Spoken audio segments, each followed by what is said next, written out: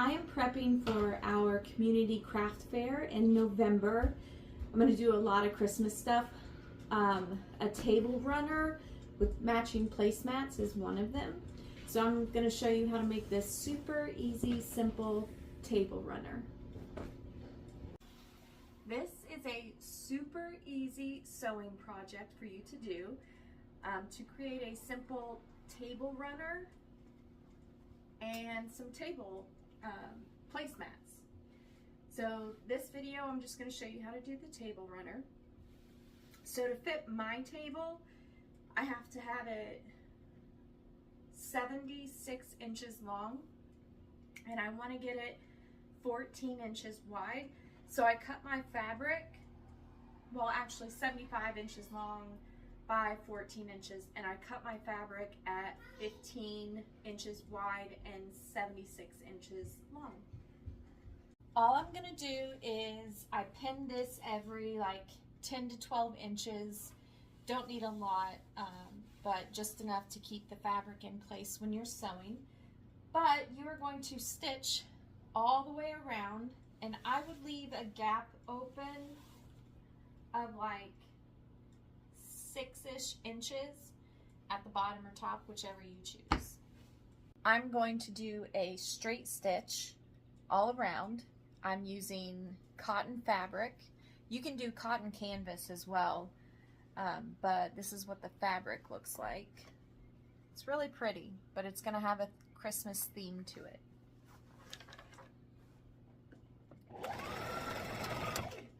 You want to make sure that you backstitch like 3 times whenever you first start and whenever you stop sewing, so that way when you go to turn the fabric right side out, it doesn't rip apart. Now whenever you get to the corner, you're going to stop with your needle down and about a centimeter-ish, centimeter and a half of space left. Lift your presser foot, rotate your fabric. Watch out for the pittons because they might prick you, and then lower your presser foot and start sewing again. Now as I'm sewing, I'm also bringing the fabric up so that it stays even and I can keep a straight stitch on the right side. Now after you're done, you're just going to clip your corners, so that way whenever you poke it through, it's got a nice corner. You don't have all that bunched up fabric to try to sew over when you top stitch. And we are going to turn this right side out now. So just reach your arm all the way through, grab a corner, and pull it through. Then what you're gonna do, you wanna poke out your corners. So you're gonna, if you have a turning tool, or not turning tool, I don't know what this thing is called, a corner poker tool. I think that's what I looked up on Amazon, and this is what showed up. So I'm just going to stick that on the inside and get all the way to the end and poke my corner through. And this is what it looks like. And as I pull my arm out, I'm going to slide it along the sides to make sure that my seams are sticking out and not folded in. Now I have this crease in my fabric right here, if you can see it. So I'm going to iron this.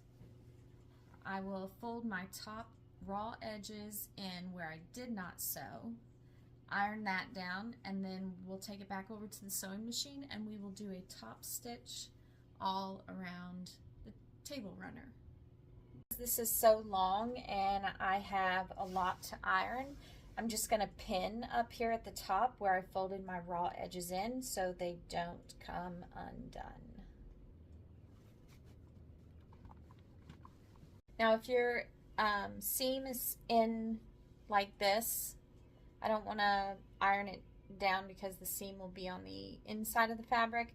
So I just take the edges and roll them back and forth. And the seam pops out.